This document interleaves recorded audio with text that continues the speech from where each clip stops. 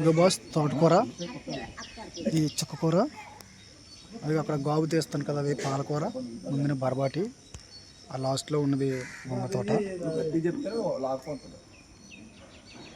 Morning wastage.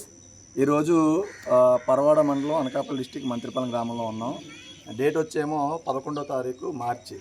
చూడండి, రైతుకి బరబాటి, తోటకూర అండ్ పాలకూర, చుక్కకూర అండ్ వంగ తోట, మిరప తోట ఇవన్నీ కూడా ఒక 6 సెంట్లు 7 సెంట్లలోనే పండిస్తున్నారు రైతు.